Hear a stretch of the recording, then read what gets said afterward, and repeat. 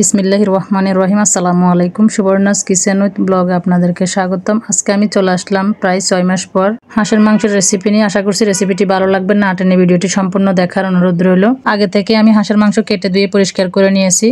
তো আপনারা যারা চামড়া খেতে চান না, চামড়াটা অবশ্যই আলাদা করে নিতে পারবেন। চামড়া সহ হাঁসের মাংস রান্না করলে খেতে খুবই সুস্বাদু হয়। তো এখন চলে যাবো সরাসরি চুলায় একটা খালি পাতিল বসিয়ে দিয়েছি। এর মধ্যে রান্নার রেগুলার তেল দিয়ে দিয়েছি পরিমাণ মতো। হাঁসের মধ্যে যদি তেলের পরিমাণ বেশি থাকে আপনারা তাহলে তেলের পরিমাণটা কমিয়ে দিবেন, আর যারা তেলের পরিমাণ বেশি খেতে পছন্দ করেন তারা বেশি দিবেন। আমি আমার পরিমাণটা বুঝে দিয়েছি। 1 কাপ পেঁয়াজ কুচি দিয়ে দিছি। পেঁয়াজগুলো অনবরত নেড়ে ছেড়ে ভেজে নিব। কিছুক্ষণ ভেজে নেওয়ার পর আমি এর মধ্যে কাঁচামরিচ ফালি দিয়ে দিব কয়েকটা। যেহেতু জালের জন্য দিব সেজন্য মাঝখান থেকে কেটে দিতে হবে। কাঁচামরিচ এবং পেঁয়াজকে অনবরত নেড়ে ছেড়ে নিব কিছুক্ষণ। তেলের পরিমাণটা আপনারা মাংসের মধ্যে অবশ্যই একটু বাড়িয়ে দেওয়ার চেষ্টা করবেন, এতে করে মাংসগুলো রান্না করার পর খেতে ভালো লাগবে। হাঁসের মধ্যে যদি অতিরিক্ত তেল থাকে, বিশেষ করে শীতকালে হাঁসের মধ্যে অতিরিক্ত তেল থাকে, সেই সময় আপনারা তেলটা একটু কমিয়ে দিতে পারবেন। তবে অন্য সময় হাঁস রান্না করলে তেল একটু বাড়িয়ে দিতে হয়।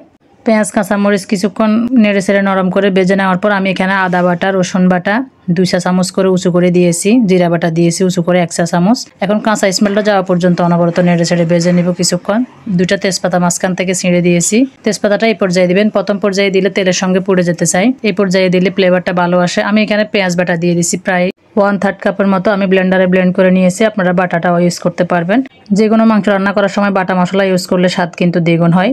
পেঁয়াজ বাটা দেওয়ার পর আমি এখানে নেড়ে ছেড়ে কিছুক্ষণ ঢাকনা দিয়ে ঢেকে দিয়েছি। চুলার আঁচটা শুরু থেকে মশলাগুলো কষানো পর্যন্ত মিডিয়াম লোয়ের মাঝামাঝি থাকবে। বাটা মশলাগুলো কষানো হয়ে গেছে, কালারটা দেখেই বুঝতেছেন। এই পর্যায়ে আমি গুঁড়া মশলা অ্যাড করব। আমি হলুদের গুঁড়া দিয়ে দিচ্ছি এখানে 1 টেবিল চামচ পরিমাণ। লাল মরিচের গুঁড়া আমি 1 টেবিল চামচ থেকে কিছুটা কম দিয়েছি, এগুলো প্রচুর জাল, সেজন্য আপনারা জাল না হলে আরেকটু বাড়িয়ে দিবেন। যে যার স্বাদ অনুযায়ী জালটা ব্যবহার করবেন। হাঁসের মাংস আমি একটু আজকে জাল জাল করে রান্না করব। আমি এখানে ধনিয়া গুঁড়া দিয়ে দিছি সামান্য পরিমাণে, 1/2 টিস্পুন পরিমাণ হবে। একটা পাকা টমেটো কুচি করে দিয়ে দিছি, এতে করে গ্রেভিগুলো খেতে খুবই ভালো লাগবে। স্বাদ মতো লবণ দিতে হবে, লবণটা হাতে রেখে দিবেন, লাগলে পরবর্তীতে অ্যাড করা যাবে। মশলাগুলো একটু নেড়ে ছেড়ে নেওয়ার পর মনে হচ্ছে পুড়ে যাবে, সেজন্য আমি সামান্য পানি দিয়ে মশলাগুলোকে কষিয়ে নিচ্ছি। মশলাগুলো যত সময় নিয়ে কষাবেন তত রান্নার স্বাদ ভালো হবে। আমি ঢাকনা দিয়ে ঢেকে দিয়েছি 5 মিনিটের জন্য। এর মধ্যে আমি আরো 2-1 বার নেড়ে দিয়েছি। মশলাগুলো কিন্তু ভালোভাবে কষানো হয়ে গিয়েছে, দেখেই বুঝতেছেন তেল উপরে ভেসে আসছে।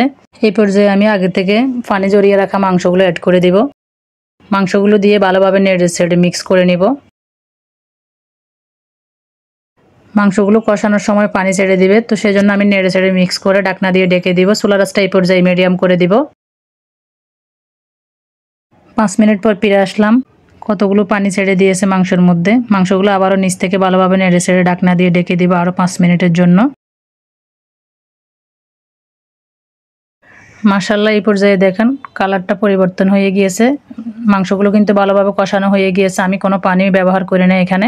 মাংসগুলো কষানো হয়ে গেছে কিভাবে বুঝতে পারবেন? উপরে তেল ভেসে আসবে, মাংসের মধ্যে সুন্দর একটা কালার আসবে। মাংসগুলো চুলার আঁচ মিডিয়ামে রেখে 20 থেকে 25 মিনিটের মতো কষিয়ে নিয়েছি। চুলার আঁচ মিডিয়ামে রেখে মাংসগুলো কষানোর কারণে মাংস থেকে আস্তে আস্তে পানি ছেড়ে দিয়েছে, ওই পানিতে মাংসগুলো কষানো হয়ে গিয়েছে। তো এখন আমি এর মধ্যে পর্যাপ্ত পরিমাণে জল দিয়ে দিব। জলটা যে যার ইচ্ছা মতো দেবেন। জল রাখতে চাইলে পানিটা একটু বাড়িয়ে দিবেন। তো আমি এগুলো একেবারে জল রাখবো না, একটু গ্রেভি গ্রেভি রাখবো, সেজন্য আমি পরিমাণ মতো জলটা দিয়ে দিয়েছি। এর মধ্যে আমি ফ্লেভারের জন্য কাঁচামরিচ দিয়ে দিচ্ছি মাঝখান থেকে ভেঙে। ঢাকনা দিয়ে ঢেকে রান্না করব মাংসগুলো সিদ্ধ হওয়া পর্যন্ত। এর মধ্যে কিছুক্ষণ পরপর নেড়ে দিব। পানি দেওয়ার পর চুলার আঁচটা অবশ্যই হাই করে দিতে হবে।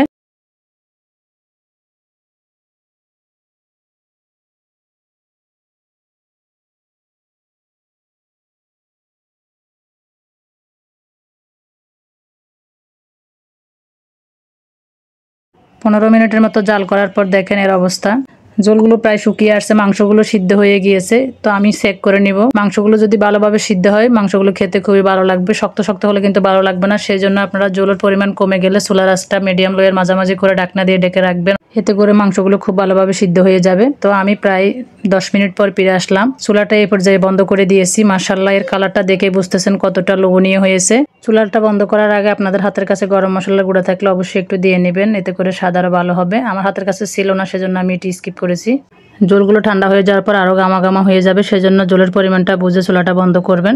ফাইনালি আমার হাঁসের মাংস রান্না করা শেষ। তো আশা করছি আমার আজকের রেসিপি আপনাদের কাছে ভালো লাগছে। রেসিপিটি ভালো লাগলে আমার ভিডিওতে একটা লাইক দিয়ে দিবেন। যারা আমার চ্যানেলটি এখনো সাবস্ক্রাইব করেন নাই প্লিজ চ্যানেলটি সাবস্ক্রাইব করে দিবেন। সাবস্ক্রাইব করার পর অবশ্যই পাশে থাকা বেল আইকনে ক্লিক করে দিবেন। ফ্রেন্ড এন্ড ফ্যামিলির সাথে শেয়ার করে দিবেন।